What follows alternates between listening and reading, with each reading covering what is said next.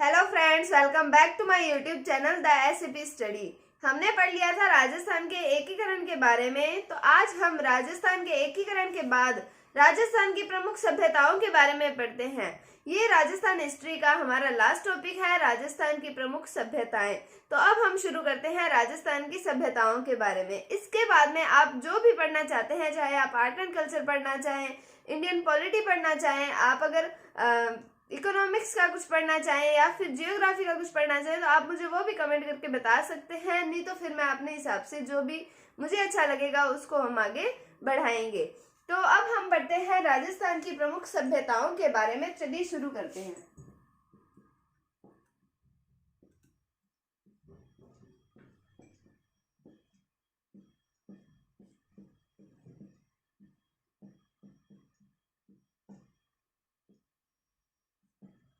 तो राजस्थान की सभ्यताएं पढ़ने से पहले हम पढ़ते हैं हिस्ट्री के बारे में, यानी कि इतिहास के बारे में।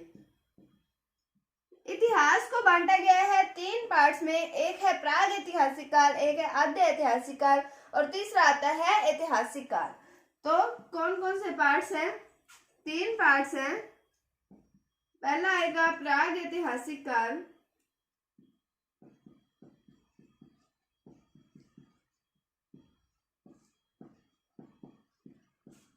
आद्य ऐतिहासिक काल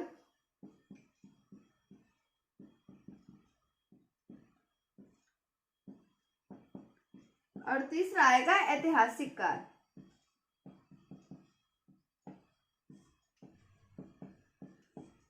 अब ये है तो सारा कुछ इतिहास ही। अब इसको बांटने की जरूरत क्यों पड़ी अलग अलग भागों में? तो हमें इसके बारे में भी पता होना चाहिए। सभ्यताएं पढ़ने से पहले हमें इन चीजों की जानकारी तो होनी ही चाहिए। इसके बाद हम पाषाण काल के बारे में भी आज देखेंगे कि पाषाण काल क्या था। तो उससे पहले हम देखते हैं प्राग ऐतिहासिक काल, आद्य ऐतिहासिक काल और ऐतिहासिक काल के बीच में क्या अंतर था उसके बारे में। तो सबसे पहले बात आती है प्राग ऐतिहासिक काल की। तो हम बात करते हैं लिपि की। तो लिपि वो होती है जिससे हम पढ़ते हैं, लिखते हैं, उसको सीखते हैं, वो होगी लिपि। हमारे अक्षर जो होंगे वो एक लिपि का ही भाग होंगे। तो जो लिपि है वो इस काल के अंदर, प्राग ऐतिहासिक काल के अंदर लिपि नहीं थी। यहाँ पर लिपि नहीं थी। फिर हम बढ़ते हैं आगे, आद्य ऐतिहासिक काल। यहाँ पर लिपि तो थी लेकिन हम उसको पढ़ नहीं सकते थे। अब क्यों नहीं पढ़ सकते थे? अब लिपि तो थी इस तरीके की, ये लिपि हो गई, या फिर इस तरीके की लिपि थी जिसको हम पढ़ नहीं सकते थे। हम नॉर्मली ज्यादातर तो हिंदी में पढ़ते हैं, तो हम देवनागरी लिपि को ही पढ़ते हैं, लेकिन ये लिपि जो थी उसको हम पढ़ नहीं सकते थे। लेकिन इस काल के अंदर लिपि का आविष्कार हो चुका था। उसके बाद में बात आती है ऐतिहासिक काल की। तो इसके अंदर लिपि, अब अगर पिछले काल के अंदर है तो इसमें भी तो होएगी ना लिपि। तो लिपि थी इसके अंदर और हम इसको पढ़ भी सकते थे।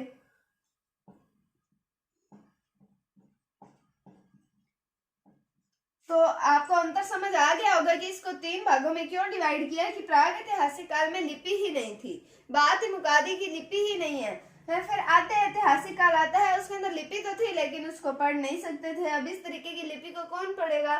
जिन्होंने लिखी थी वही पढ़ सकते हैं, वो तो कहाँ से आएंगे वापिस। तो फिर हम ऐतिहासिक काल की बात करते हैं। तो ऐतिहासिक काल के अंदर लिपि थी और उसको पढ़ भी सकते थे। तो ये तो हो गया इतिहास के बारे में कि इतिहास को 3 भागों में बांटा गया है। तो 3 भागों के नाम प्राग ऐतिहासिक काल, आद्य ऐतिहासिक काल और ऐतिहासिक काल हो गए। उसके बाद में हम आगे बढ़ते हैं हम पाषाण काल के बारे में। तो पाषाण काल, जैसे पाषाण के मतलब वर्ड से ही हम समझ सकते हैं, पाषाण मतलब हो गया पत्थर। तो पत्थरों का काल हम इसको कह सकते हैं कि इसके अंदर पाषाण काल में जो है मानव पत्थरों का यूज करता था, पत्थरों से ही उपकरण बनाता था। धीरे धीरे उसने पत्थरों से ही आग का आविष्कार किया और उसी आग में वो अपना जो भी कच्चा खाना खाता था या फिर उसको पकाकर खाने लग गया था। तो फिर अब हम बढ़ते हैं पाषाण काल के बारे में।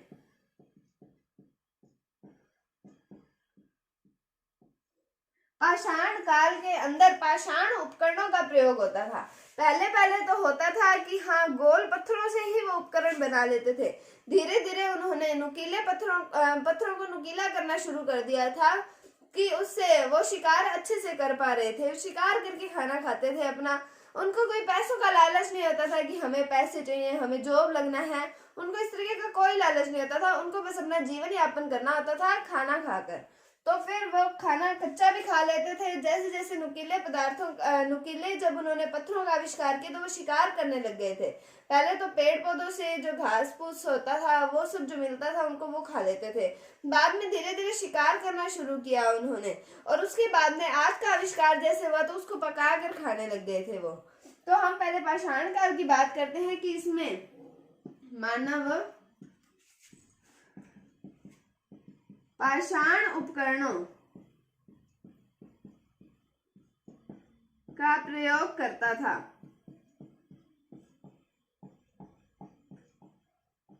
अब पाषाण उपकरणों के कुछ नाम आते हैं, जैसे hand axe, cleaver, chopper chopping आदि। तो ये कुछ पाषाण उपकरणों के नाम आते हैं जिनका प्रयोग करा करता था पाषाण काल में, जो व्यक्ति था वो करा करता था। आदि मानव हम इनको कह सकते हैं, ये करते थे। उसके बाद में राजस्थान के संदर्भ में अगर हम इनकी बात करें तो राजस्थान में इनके साक्ष्य कहाँ कहाँ से मिले हैं। तो राजस्थान में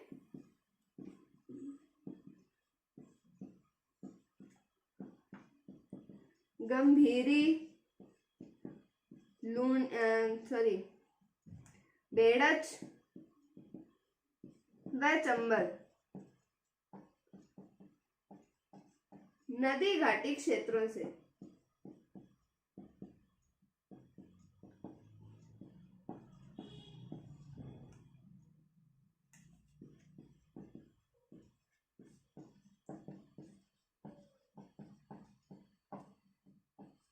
तो राजस्थान में हमें गंभीरी, बेड़च और चंबल नदी घाटी क्षेत्रों से साक्ष्य प्राप्त होते हैं। अब नदी घाटी क्षेत्रों से साक्ष्य क्यों प्राप्त होते हैं? क्योंकि जो मानव था वो नदी घाटी के जो क्षेत्र थे, नदियों के आसपास के क्षेत्रों में ही निवास करता था, नदी घाटियों में ही निवास करता था। इसलिए उनके साक्ष्य हमें ज्यादातर गंभीरी, बेड़च और चंबल नदी घाटी क्षेत्रों से प्राप्त होते हैं। यह अधिकांशतः की बात आती है, कुछ कुछ अन्य स्थानों से भी हमें प्राप्त होते हैं, जैसे विराटनगर आगे नाम आएगा। बाकी ये नदी घाटी क्षेत्र ही जो आते हैं, इनसे ही ज्यादातर हमें पाषाण काल के साक्ष्य प्राप्त होते हैं। तो सबसे पहले हमने बात की मानव पाषाण उपकरणों का प्रयोग करता था, उसके अंदर हमने नाम पढ़े hand axe, cleaver, chopper chopping. और फिर कहाँ से साक्ष्य मिलते हैं? गंभीरी, बेड़च और चंबल नदी घाटी क्षेत्रों से इसके साक्ष्य प्राप्त होते हैं। अब हम पाषाण काल के भी 3 पार्ट आते हैं, उनके बारे में पढ़ते हैं।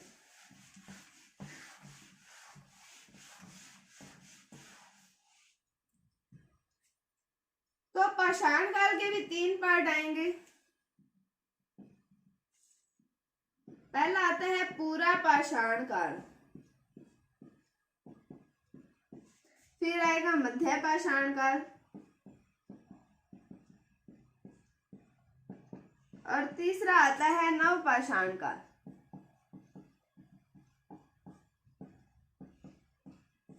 इतिहास के भी हमने 3 ही पार्ट पढ़े कि प्रागैतिहासिक काल, आद्य ऐतिहासिक काल और ऐतिहासिक काल। फिर हम पाषाण काल की बात करें तो उसके अंदर भी पूरा पाषाण काल, फिर मध्य पाषाण काल और नव पाषाण काल। तो सबसे पहले हम पढ़ते हैं पूरा पाषाण काल के बारे में।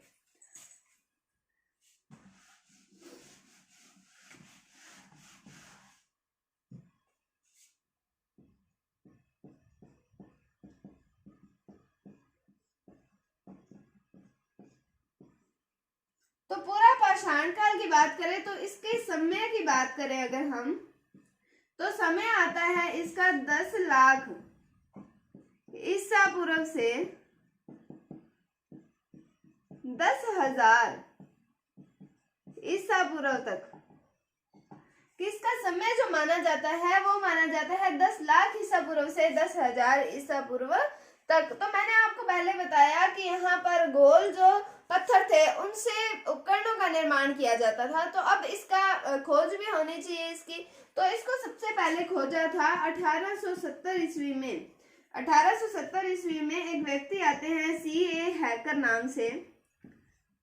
C.A. हैकर ने हैंड एक्स, और क्लीवर की खोज की थी। अब ये क्लीवर की खोज और हैंडेक्स की खोज इन्होंने कहाँ से की थी? तो इन्होंने इंद्रगढ़ और जयपुर से की थी।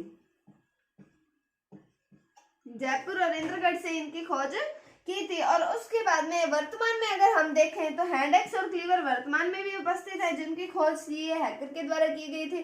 तो ये भारतीय संग्रहालय में है, भारतीय संग्रहालय, और ये भारतीय संग्रहालय है कलकत्ता में। तो भारतीय संग्रहालय में अभी भी हैंडेक्स और क्लीवर उपस्थित है। कहाँ पर है भारतीय संग्रहालय? ये है कलकत्ता के अंदर। कब? 1870 ईस्वी में सीए हैकर ने इनकी खोज की। कहाँ पर की? इंद्रगढ़ और जयपुर से प्राप्त किया इनको, किनको? हैंडेक्स और क्लीवर को। उसके बाद में अब एक जगह से राजस्थान में मिल गए, उसके बाद में तो और होगा ना, उनको एक्साइटमेंट होगी कि क्या पता और भी स्थानों से हमें कुछ ना कुछ मिल जाए। तो फिर 1871 की बात करते हैं। तो 1871 में सी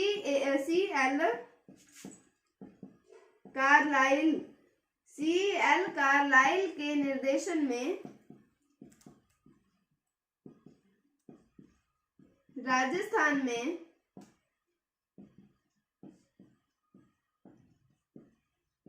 पुरातत्व सर्वेक्षण का कार्य प्रारंभ हुआ। तो कब प्रारंभ हुआ राजस्थान में पुरातत्व सर्वेक्षण का कार्य? 1871 ईस्वी में। किसके निर्देशन में? सीएल कार्लाइल के निर्देशन में राजस्थान में पुरातत्व सर्वेक्षण का जो कार्य था वो प्रारंभ हुआ। हमने समय की बात की 10 लाख ईसा पूर्व से 10,000 ईसा पूर्व तक। फिर हमने बात की कि 1870 में सीए हैकर ने हैंडेक्स और क्लीवर की खोज की इंद्रगढ़ और जयपुर से। अब ये वर्तमान में भारतीय संग्रहालय कलकत्ता में है। और 1871 में सीएल कार्लाइल के निर्देशन में राजस्थान में पुरातत्व सर्वेक्षण का प्रारंभ हुआ था। पुरातत्व सर्वेक्षण जो थे वो करने प्रारंभ हो गए थे।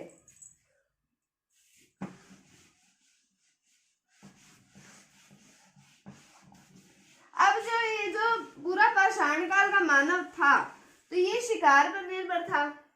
ये जो यहाँ पर मानव शिकार पर निर्भर था,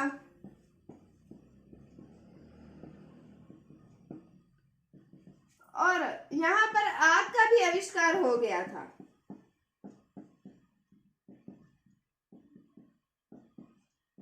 लेकिन इस काल तक, यानी कि पूरा पाषाण काल तक, यहाँ के जो मानव था उसको पहिए की जानकारी नहीं थी, यानी कि टायर्स की जानकारी नहीं थी उन्हें। तो मतलब पहिए की जानकारी नहीं थी। तो यहाँ का जो मानव था वो शिकार पर निर्भर था। आग का आविष्कार हो गया था, मतलब अपना खाना पका कर खाने लग गया था, और पहिए की जानकारी उसको नहीं थी। उसके बाद में अब हम बढ़ते हैं मध्य पाषाण काल की ओर।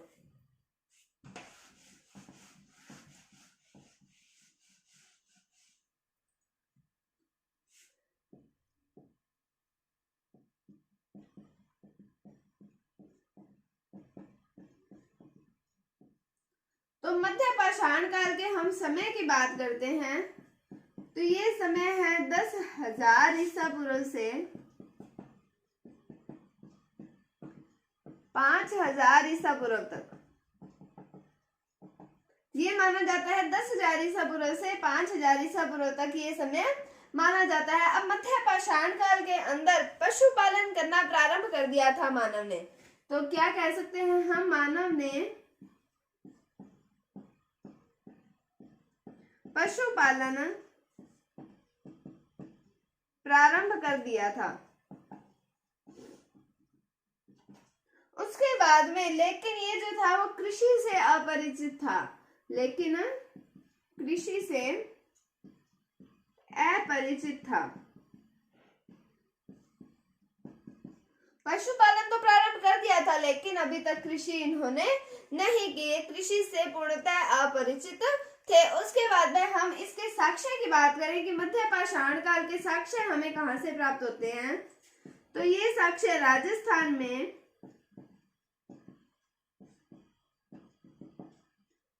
विराटनगर, लूणी और बेड़च नदी घाटी क्षेत्र से प्राप्त होते हैं। तो राजस्थान में विराटनगर, लूणी और बेड़च नदी घाटी क्षेत्र से हमें यहाँ के साक्ष्य जो है वो प्राप्त होते हैं। कहाँ के? मध्य पाषाण काल के साक्ष्य प्राप्त होते हैं। तो हम बात करते हैं इसके समय की, तो 10,000 ईसा पूर्व से 5,000 ईसा पूर्व तक इसका समय माना जाता है। पशुपालन प्रारंभ कर दिया था लेकिन कृषि से अपरिचित थे। उसके बाद में हम साक्ष्य की बात करें तो राजस्थान में विराटनगर, लूणी और बेड़च नदी घाटी क्षेत्र से इसके साक्ष्य जो है मध्य पाषाण काल के साक्ष्य हमें प्राप्त होते हैं। अब हम बढ़ते हैं नव पाषाण काल की ओर।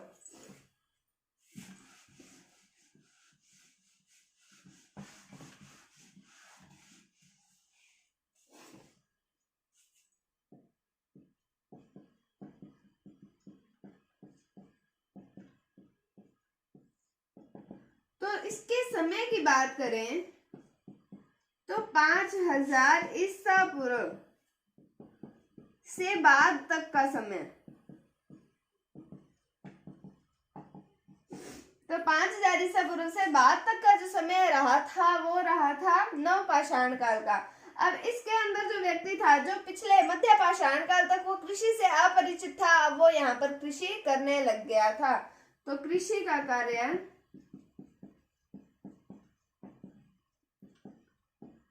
करने लगा। कौन करने लगा? मानव करने लगा। और कौन करेगा? तो मानव कृषि का कार्य जो था वो करने लग गया था। उसके बाद में यहाँ पर पहिए का भी आविष्कार हो गया था।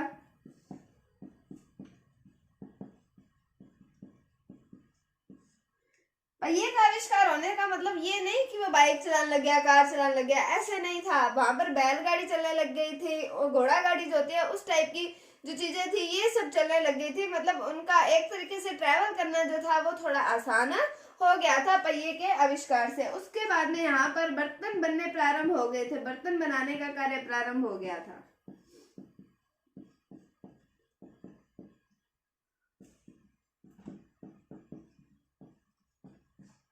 अब फिर यहाँ पर क्या हुआ कि यहाँ पर जातियां बनने लग गई थी, जाति व्यवस्था प्रारंभ हो गई थी। अब ये किस आधार पर हुई? ये व्यवसाय के आधार पर हुई कि जो व्यक्ति जो काम कर रहा है उसको उसके व्यवसाय के आधार पर अलग अलग जातियों में बांट दिया जाए। तो यहाँ पर जाति व्यवस्था का प्रारंभ हो गया था। किसके आधार पर? व्यवसाय के आधार पर। तो फिर कह सकते हैं हम व्यवसाय के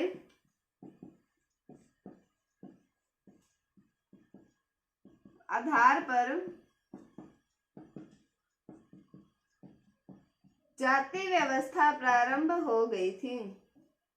उसके बाद में अब हम इनके साक्ष्य की बात करें या फिर हम कह सकते हैं कि यहाँ पर व्यक्ति कहाँ है? अभी भी ये वहीं पे नदी घाटी क्षेत्रों में ही निवास करता था। तो गंभीरी, बेड़च, लूणी, चंबल, बामनी नदी घाटी क्षेत्रों में जो मानव था वो निवास करता था। और तो ये था नव पाषाण काल के बारे में कि समय कब है?